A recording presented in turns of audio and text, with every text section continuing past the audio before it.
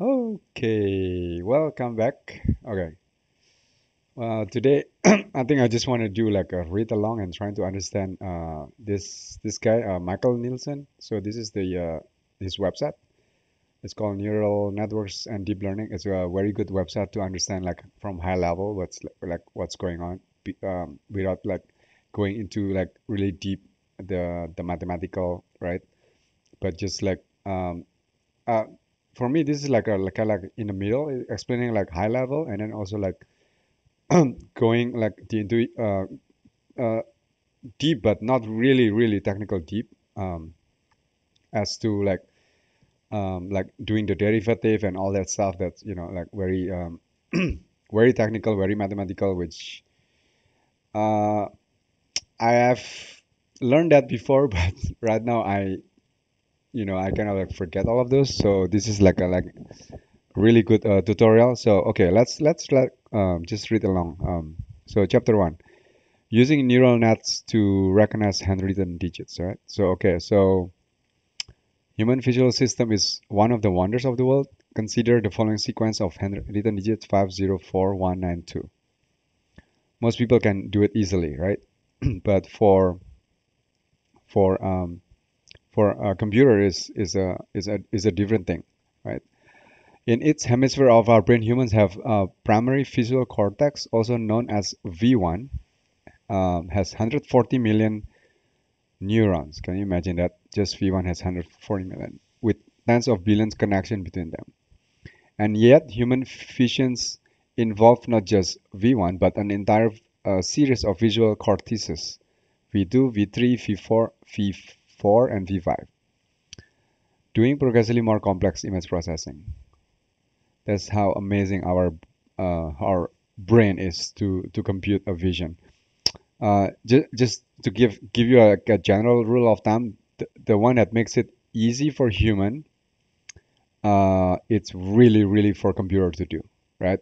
Not until like recently, because of the breakthrough of deep learning, what is easy for human to classify, let's say, animal, or just to listen to understand like language.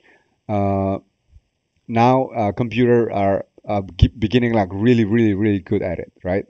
So, but before the deep learning, it was quite impossible. It was quite, I think, from what I can recall, it's like the the latest, the most accurate for image classification is only like 80%, right? And and that's it. That's the best like human can instruct the computer to do, 80%. Now until deep learning, it will shoot to up to like 95, 96, and now it's like 98, 99%. And it's considered that like the vision problems are kind of solved because it's better than human right now because of the deep learning revolution. So okay, so I'm gonna we carry in our heads a supercomputer tuned by evolution over hundreds of millions of years. So respect your brain, guys. Respect your head, okay? And superbly adapted to understand the visual world. Recognizing handwritten digits isn't easy. Rather, we humans are stupendously, astoundingly good at making sense of what our eyes show us. So we just take it for granted, but when we recognize something with our eye, actually our brain is doing a lot of computations without us even realizing it. That's how amazing it is, right? Our brain is just like a supercomputer. We don't even know it because there's billions of actually neurons in our computer. In fact, deep learning is it's inspired by the working of our mind, by working of our brain, right? But nearly all that work is done unconsciously, right? Because we take it for granted. It's just it's unconscious for us. It's just so easy. Oh, that's a dog. That's an animal. That's a whole woman. That's a person doing like a jaywalking. That's a person like trying to steal my wallet. You know, it's very intuitive. We don't think like there's a lot of competition because the evolution helped us to get there, right? We evolve through like I don't know, 100 millions of years, I think, right? And as we evolve, our brain are getting like hardwired, like getting smarter and smarter. So for us, it's like no brainer to do that kind of stuff. So we don't actually usually appreciate how tough a problem or our visual system solve. The difficulty of visual pattern recognition becomes apparent if you attempt to write a computer program to recognize digits like those above. So this is like the hello world for deep learning, right? To recognize digits. What seems easy when we do it ourselves suddenly becomes extremely difficult. Simple intuitions about how we recognize shapes. A 9 has a loop at the top and blah blah blah. Okay. When you try to make such rule precise, you quickly get lost in a morass of exceptions and caveats and special cases. It seems hopeless. This is why the case before the deep learning, just the telling the computer like instruction exactly what to do is kind of like um, reach its like equilibrium. It doesn't like go further than that, right? Because it's so difficult to make a lot of like precise rules for the machine to follow, right? Our brain cannot just like cannot think all of the possibilities, cannot think of all the if then else statement, right? Neural networks approach the problem in a different way. The idea is to take a large number of handwritten digits known as a training example, right? So you got all of these training example and then develop a system which can learn from those training example, right? So the system is basically a function, a huge mathematical function, a huge universal approximation function. That's what deep learning is. In other words, the neural network uses the example to automatically infer rules for recognizing handwritten digits. Furthermore, by increasing the number of training examples, the network can learn more about handwriting. So this is the guy, Michael Nielsen. I think he's a Y Combinator, like graduate, something like that. Yeah. So improve its accuracy. So while I've shown just 100 training digits above, perhaps we could build a better handwriting recognizer by using thousands of even millions or billion of training example. Okay. So in this chapter, we'll write a computer program implementing a neural network that learns to recognize handwritten digits. The program is just 74 lines long. Okay. No special library. Okay. Accuracy of 96%. Okay. All right. Cool. Okay. We are focusing on handwritten recognition because it's an excellent prototype problem for learning about neural networks in general. Okay. It's challenging, no small set. Okay. Blah, blah, blah, blah, blah, blah. Later in the book, we'll discuss how this idea might be applied to other problems in computer vision and also in speech, natural language processing, and other domains. Okay. Of course, if the point of the chapter was only to write a computer program to recognize handwriting, then the chapter would be much shorter. Okay. We'll develop many key ideas about neural networks, including two important types of artificial neuron, the perceptron and sigmoid neuron, and the standard learning algorithm for neural networks known as stochastic gradient descent. Okay. Throughout, I focus on explaining why things are done the way they are and on building your neural network's intuition. That requires a lengthier discussion than if I just presented the basic mechanics of what's going on, but it's worth it for the deeper understanding you'll attain. Among the payoff, by the end of the chapter, you'll be in position to understand what deep learning and why it matters. Okay. So, perceptrons. What is a neural network? To get started, like I already explained this some of the concept in my previous like video. You can like also watch my previous video, but we're just gonna read along here, just to get a different perspective and then different like a deeper understanding of what is a neural networks. Okay. So the coined term by scientists 1960s, okay, Frank Rosenblatt, and then inspired by earlier work of Warren McCullough and Walter Pitts. Okay, so in this book, in my blah blah blah, the main neuron model used is one called a sigmoid neuron. We'll get to sigmoid neurons shortly, but to understand why sigmoid neurons are defined the way they are, it's worth taking the first understanding of perceptrons. So how do perceptrons work? A perceptron takes several binary inputs. So there's x1, x2, x3, and there's the output. Okay, and then in general have it could have more and or fewer inputs. Rosenblatt proposed a simple rule to compute. He introduced weights. So there's W1 with X1, W2, X2, and W3, X3. The neuron output 0 or 1 is determined by whether the weighted sum, so W times X, respectively, is less than or greater than some threshold value. The threshold value we will see later is the bias, right? So if it's like less than or let's say the threshold five, right? Less than five is going to be zero. If it's more than five, probably it's going to be one, right? So just like the width, the threshold is a real number, which is a parameter of the neuron. To put it in a more precise algebraic terms, okay? Output zero if less than threshold. Output one if w, okay, more than threshold. Okay. So you can see here that this is basically a linear function, right? So y times weight times the input. It's like the your high school linear function with y equals to mx plus b, right? It's the same thing. Okay, so this is how all perceptrons work. In other words, this is how a linear function works, right? That's the basic mathematical model. Okay, a way you can think about the perceptron is that a device that makes decision by weighing up evidence. Okay, so the W is like your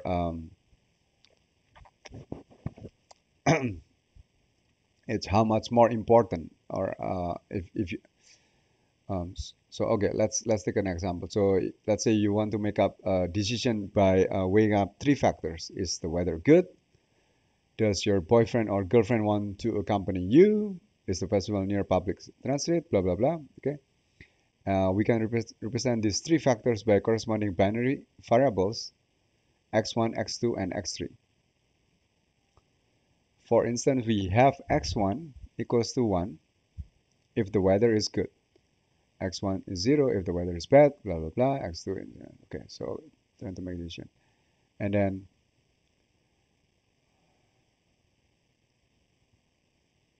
okay, now suppose you absolutely adore cheese so much so that you're happy to go to a festival even your boyfriend and girlfriend are uninterested. You can use Percent to model this kind of decision making. One way to do is to choose the weight. W1 equals to 6 for river, W2, W3 for other condition. Okay. The larger the value W1 indicates that the weather matters a lot to you. So this is like your preference. The weight is like which one you care more, right?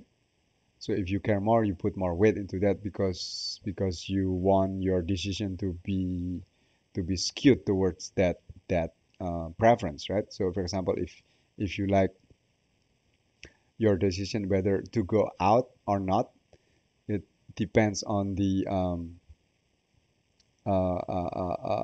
whether my girlfriend or boyfriend accompany me. That's like really important for me as compared to like uh, if the weather is good or is the festival near to the public transit, right? So you want to put like, okay, having a boyfriend and girlfriend is really important. So I'm gonna put like 10 for that weights, right? So it's because it's really important. Okay, so if you think about it, it's like a decision tree. It is a decision tree, but it's a very complex one. If you learn machine learning, which is a subset of one part of the deep learning, because deep learning is part of machine learning, and machine learning is part of artificial intelligence. So one of the machine learning algorithm is a decision tree. So this is basically a decision tree. It's just much more complicated because there's a lot of trees here, right? The trees in the decision tree algorithm, probably in machine learning, probably like 100 branches or 200 branches, but in deep learning could be like 10,000, 100,000, 1 million. So it's much more complex, right? And then there are more to it. Uh, Later you'll find out, which is the nonlinear function that makes it like a very universal. Okay, and then the threshold. Um, so by varying width and threshold, we can get different models of decision making, right? For example, suppose we instead choose a threshold of 3, then the perceptron would decide that you should go to a festival whenever the weather was good or when both the festival was near public transport and your boyfriend or girlfriend was willing to join you. In other words, it would be a different model of decision making. Dropping the threshold means you are more willing to go to the hospital. Okay. Is the threshold is more like as yeah, it's also you can say it as a as much the same as the width is about preference, which one is more important for you. So and then you put like more weights right into that respective input. The threshold is more like also a preference, but with regards of bigger context, with regards to a different neurons. Because like for example, if this one has the input has three neurons, right, three neurons, and every neuron has its own biases, and you can see those biases are basically like a which neurons are more important as compared to the other neurons. So, okay, let me probably I can explain it better like this. Let me see. Okay, let me try to explain using a hopefully.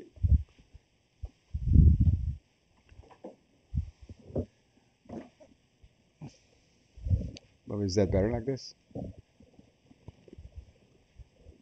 Okay, so if you have a neurons, right? Let's say just one neuron, right? So you have x1, right? And then x2, and then x3, just like in the deep neural network books. Um, and then you have the output here, right? You have the output y1, right? And then each of these has a respective weight, right? W1, W2, W3, right? Right. And then the way you compute it is basically x1, W1 plus x2, W2 plus x3, W3, right? Right. And then some bias equals to output, right? So this is what the computation. So you can see like the weights here. Um, so this is like a decision how whether you want to go to a festival or not. So you have three decision, right? The x1, x2, x2. So if for example, if your boyfriend or girlfriend comes, right, with you, right? That's x1, right? This is x1. And then the x2 it could be if the festival close to public transport, right? Close to public, right? And then the x3 is go or not go, right? The x3 could be, for example, the weather. The weather is good or not, right? Whether it's sunny or rainy or whatever, right? Right. So and each of this has like zero or one, right? Zero or one. Each of this, and then you can think of yourself like each of this like an input, like to the this one to the neurons, right? And then you can think, okay, so for me, for example, I put more weight on here, so I put the W1 is the highest. For example, W1 equals to 10, right? Close to public, not so important. I rather more important is the weather is good or not. So W2 probably 5 or W3 is 5, right? And then W2 here is just like 2 probably, the least important as compared to the other input. So you're comparing basically the weights is a matter of preference, how important it is um, um, that respective input to the other input, to the other X, right? But the way you can see bias, because bias is basically how likely this neuron to fire, to fire like that, how likely this neuron to fire, right? So if you have really like a high bias, like high threshold, then the neuron is very likely to fire, right? As compared to, for example, if you use like a negative bias, the negative bias, then you have to put accumulate sort of like a lot of numbers here that probably has to satisfy first having a boyfriend girlfriend at least, right? because it's like -10, right? And then probably like one of this weather sunny, right? And then it will fire. But if you don't have a boyfriend and girlfriend, you just have a it's close to the public, is like okay, and then it's the weather is sunny, it's okay. You still doesn't want to go, because if you compute, if this is one, this is one, like the width is two, so you got two, and then you got five, you got still seven, right? And seven -10 is below, is still negative, so this one doesn't fire, so you wouldn't go, right? Um, right. So, and but if you have another neurons here, for example, another neurons here for different decisions, right? You can see the bias here. You can see it as a matter of preference, like which one like is more important, this neurons here or this neuron, right? So if probably this neuron is more important, then you can put, like, for example, this is a higher threshold. For example, the B is, let's say, B1 is, um, I'll just put it here. B1 is, let's say, 10, as compared to this. Let's say B2 is, I don't know, like, let's say 2, because it's less important. Let's think about it. I don't know. Being uh, having okay. Let's define a function, having a happy life. So you define having a happy life if you are going can go to the festival, like a concert, right? And then if you have, for example, I know, healthy. For example, this is being healthy, right? Trying to decide healthy. So you are probably the input here, another x1, x2, x3. Probably we don't say it x1, but anyway. But you get what I mean. This is the second neuron, right? So for example, you want to be healthy, and so you want to be like, eat good food, right? Eat good food, eat good food, right? And then exercise, right? Exercise. And then what else is contributing to healthy? For example, I don't know, having friends, right? And then you can combine this, like, if it's healthy and going to and then you combine another neurons here, and then you become like content with your life, right? Whatever. So, but you compare these two, for example, which one is more important? Like being healthy more important, or going be able to go to like a concert is more important? So for example, if healthy is more important, then you want to switch the B2, has a higher number, because you want the B2 to be more easier to activate, right? Compared to the B1, and then B1 is the lower number, because this one is not so important, right? So as you can see, the bias is a matter of preference, which of the neurons is more important, right? So you give more weights, you give more preference. The more preference you have, then the more higher number of bias you have towards that neuron. That's the way I see it, at least. And then the weight is a matter of comparing of different inputs within that neurons, within the respective neurons. So within that respective neurons, which of the weights, which of the inputs are more important, and then you give its respective like weights. So if that input is more important, then you give a higher weights. Okay. All right. So hopefully that's clear. Let's see this. Okay, let's go back to, okay. So in this network, the first column of the perceptrons, what we'll call the first layer, is making three very simple decisions. Right? So this one is 1, 2, 3, right? By weighing up the input evidence. What about the perceptrons in the second layer? Each of those perceptrons is making a decision by weighing up the result from the first layer of decision making. In this way, a perceptron in the second layer can make a decision at a more complex and more abstract level than perceptron in the first layer. Okay, so an even more complex decision can be made by the perceptron in the third layer. In this way, a many-layer network of perceptron can engage in sophisticated decision making. Incidentally, when I define perceptron, I said that a perceptron has just a single output. In a network of both, perceptrons look like they have multiple outputs. In fact, they are still single output. The multiple output arrows are merely a usual way of indicating that the output, okay, is less unwieldy than drawing a single output. Okay, so this is just like the mathematical function, right? So the output is 0 if less than wx plus b less than threshold, right? Okay, I describe perceptron as a method for weighing evidence to make decisions. Okay. Okay. Another way perceptron can be used is to compute the elementary logical function we use. Okay. Okay.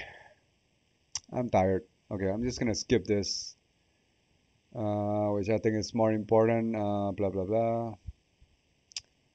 It's why do you need so okay. Tune weights and bias. This is tuning happened. Now I'm going to use. Okay, Sigmoid neurons. Learning algorithms sound terrific, but how can we define such algorithm for a neural network? Suppose we have a neural network of perceptron we like to use to solve some problem. So why do we need to introduce a Sigmoid neuron? So to see how learning might work, suppose we make a small change in some weight in the network. What we like is for this small change in weight to cause only a small corresponding change in the output. Okay. As we'll see in the moment, this property will make learning possible. But without the sigmoid neuron, just the perceptor neuron, that is impossible. Because the neurons is just behave like a switch. Okay. But you want that it's a linear, it's kind of like make a linear change. So if we're true that small change in weight causes only a small, then we could use this fact to modify the weight and bias to go for our network. Okay.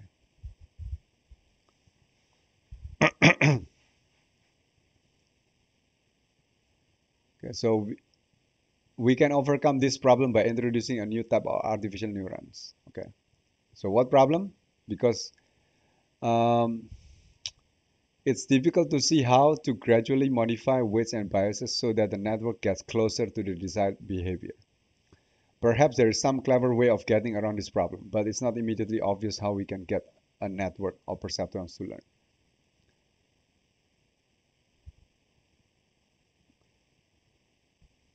Okay.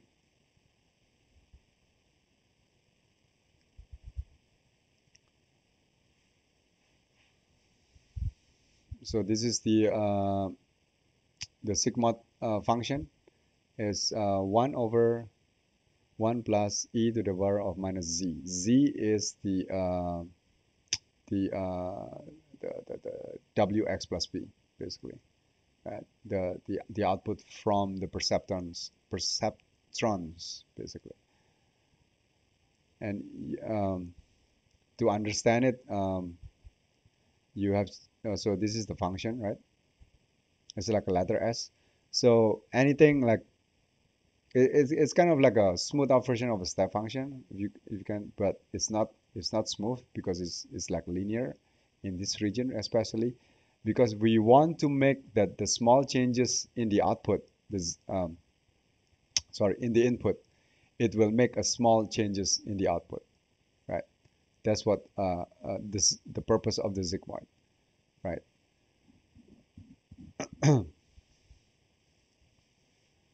So if you can see z, if you put like small changes on z, it will make a small changes on the corresponding output, right? Instead of like just being of a step function like 0 to 1, right?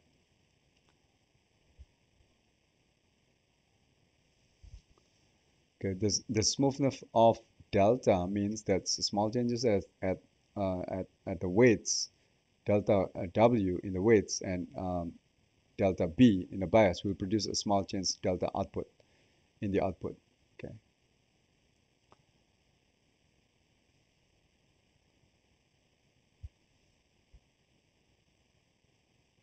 Because then we can call this neurons the output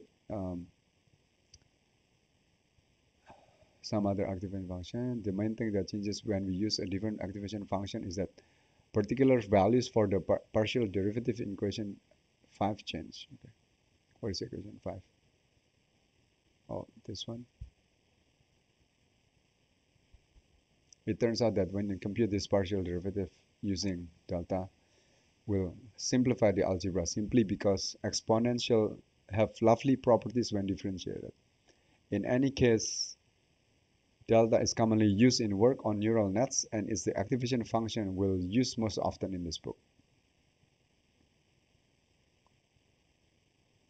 How should we interpret the output from a sigmoid neuron? Obviously, one big difference between perceptrons and sigmoid neuron is that sigmoid neuron don't just output 0 or 1. Yeah, because it's a linear. It's not like a on and off function, right? Remember this thing? It's like an S, right? So there's small changes on the Z. It has small changes on the sigmoid function, right? On the output of the sigmoid function, right?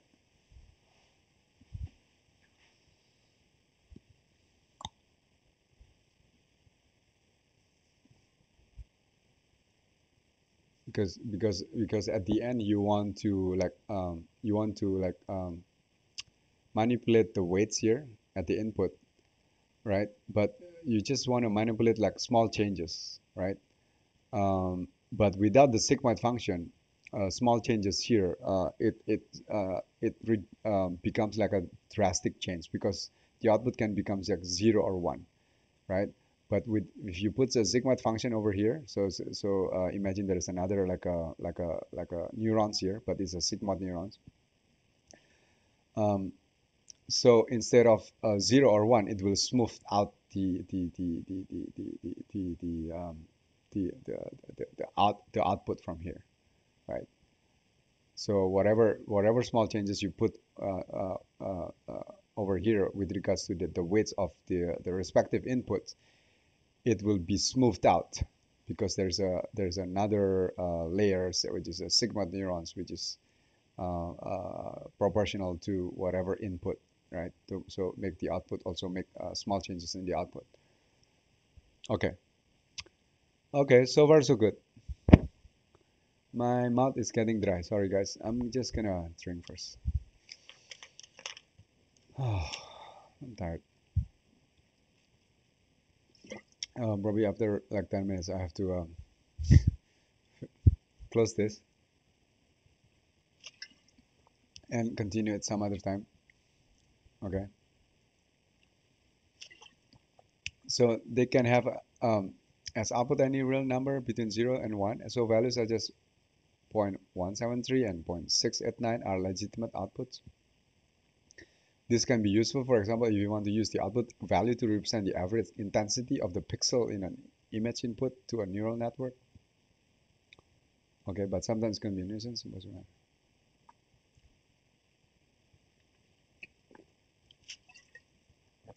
Okay, okay. I think we'll just close it on the exercise. Okay.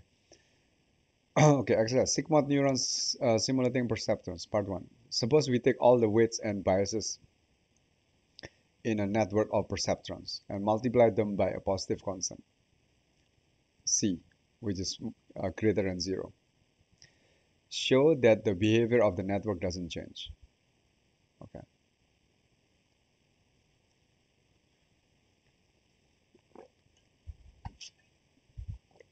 Okay. So if you multiply all the weights and biases by a constant, and it's in a positive constant, right?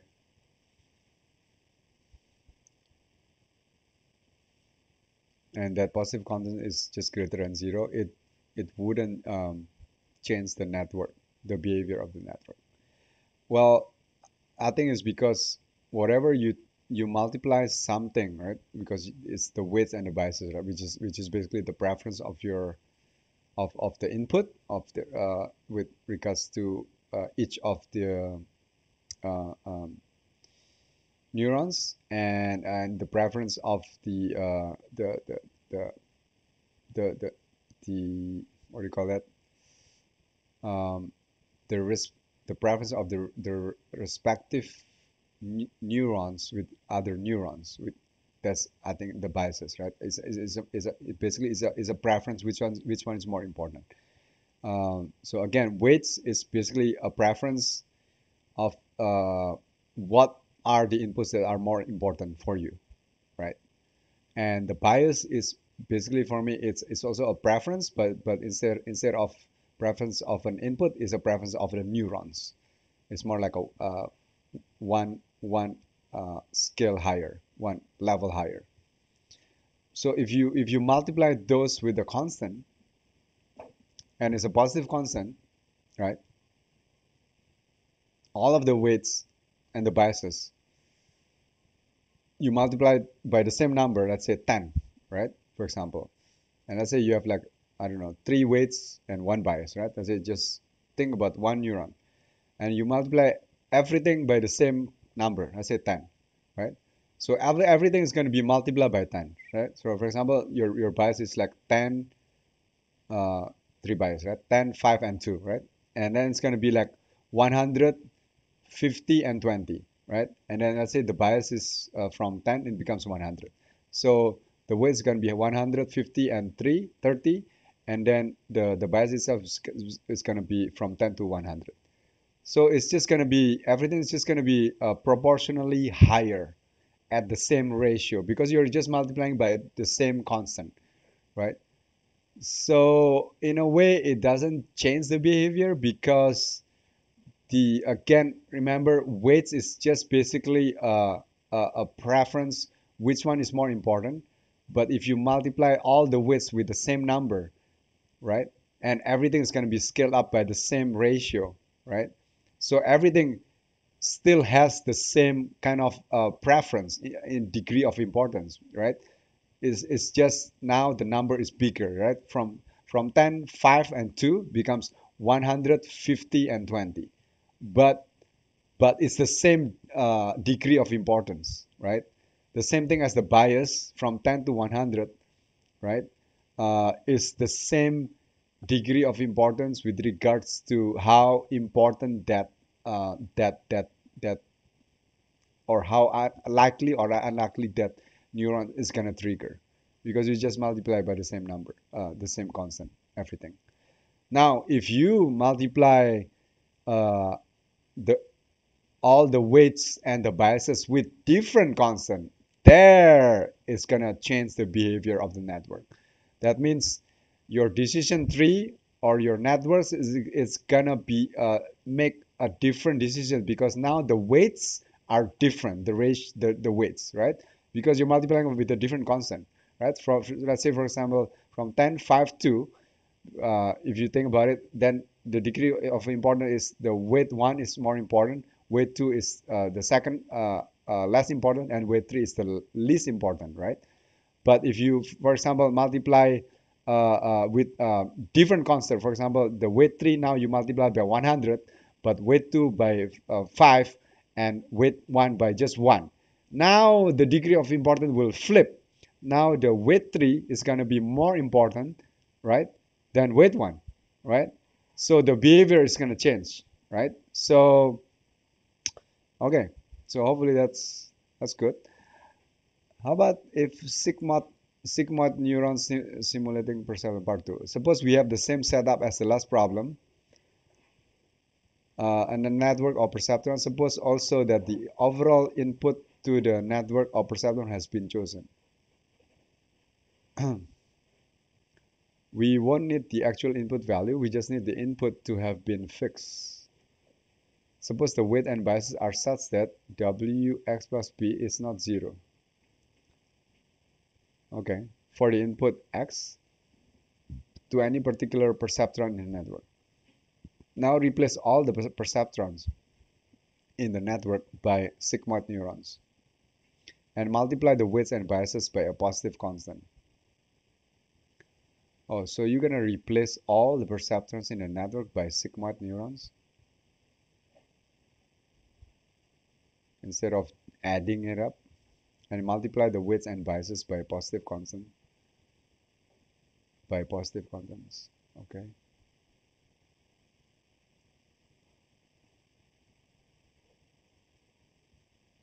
So remember, sigmoid neurons is basically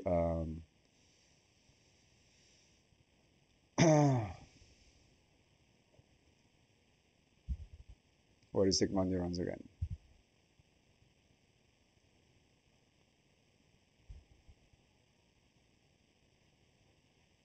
Okay, so instead of sigmoid neuron, instead of being just 0 or 1, right? The input can also take any value between 0 or 1. That's what sigmoid neurons. Okay.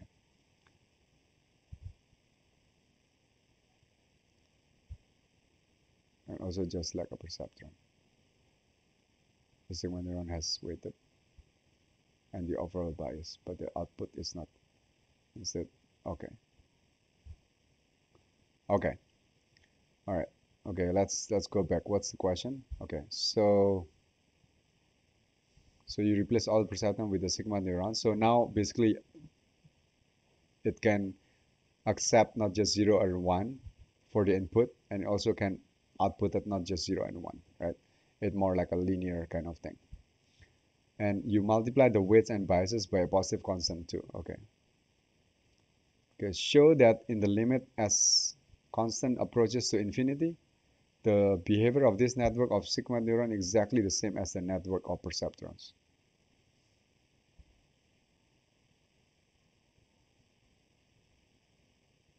If you multiply the constant by a large number, you can see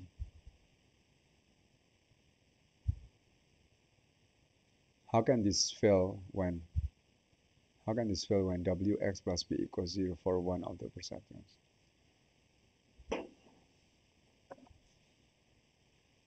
Okay.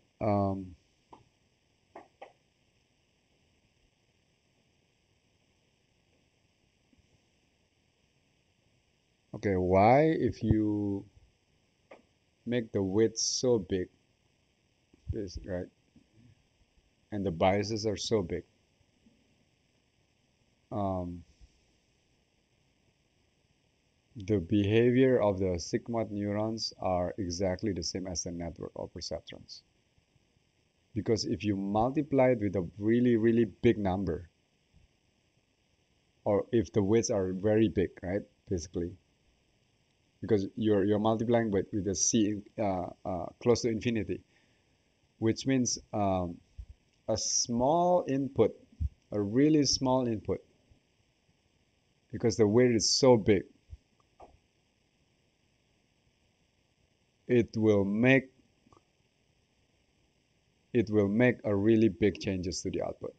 Yeah, if the weight is like very huge, because remember the output is always wx plus b, right? And then because this is sigmoid, so you kind of squash that into a sigmoid function, the y, the wx plus b. But if you put, okay, let me try. Let's see if I can explain it to you. So probably using this is better. Okay, so once again, I think the question is, so if you have a sigmoid neurons basically, right? So this is the neurons up here, but this is sigmoid, it's not perceptron, right? So the output is, remember, it's like squash like that, right? So over here and here is linear. So the question is asking why if I multiply the all of the w's, right, with plus some a constant, also b with a constant, and this constant approaches infinity, right? It's so big. why it becomes like a the behavior become like a perceptron, becomes like 0 and 1. Well, just imagine, right? So for example, um, first you have like a, let's say the same thing, right? 10, 5, and 2, right? For each respective way, right? 10, 5, 2, and then B1 is, let's say, 10, right? So, and you have the input here, right? Right. So for example, let's say let's compute x1 w1 plus x2 w2 plus x3 w3 plus b3, right? And then you kind of squash this, right? You squash this, right? Right. So so if you have weight that are kind of manageable, right? Meaning it's not too big, right? So whatever the result over here, it's gonna be some numbers. Let's say we call it z, right? Some number z1, and this number is I would say manageable. It's not very big. For example, I don't know, like less than whatever, less than 10 or less than 100, right? And and and this number, if it's less than 100, remember, if it's like it's still within this range, right? It's still within this range, this S curve, right? And remember the sigmoid function, basically it's okay, so this is the sigmoid function, right? The sigmoid function, it's as long as your output is within this range, right? So you are still kind of benefiting from this linearity, right? But as long as your output is like way below like some value that's really negative, some here, then the output is like always what, -1, right? Over here, or like 0 if it's, I don't know if it's well, okay, anyway. And then if it's like really big over here, and then it's always 1, right? So, and the question is, what if you multiply all of the weights and biases with some constant, and this constant is really big, infinity, approaching infinity, which means the result of this one, all of these things, is going to be some really big number, right? Also approaches infinity, right? So you can see from here, if it approaches infinity, which is somewhere here in this line, then it's going to be always like 1, right? Always 1, which is the same thing as a perceptron, basically, right? Always like 1, right? Because it never got a value that are like small enough that can capitalize on this like on the S curve, right? So yeah, that's why the behavior is like the behavior of a perceptron, because the value is so big. Okay, I can show it probably from here because the value is so big, right? So over here, if the value is so big, so it means probably like from 5 here, right? So it's always 1, right? Always here, always on this area, right? It never converges in this area, right? Because you're multiplying by such huge number, right? It makes the output the z, which is the output from that perceptron, right? Wx plus b, right? Wait, where's the z? Uh, Here, the output here, right, is really big, right? So it's going to be always 1. So it behaves like a step function, basically, which is basically the same thing like a perceptrons. Okay, so we'll we'll continue next time. I think it's already like I don't know, like 40 minutes. Yeah. Oh wow, 50 minutes. Okay, I'll see you next time. Bye.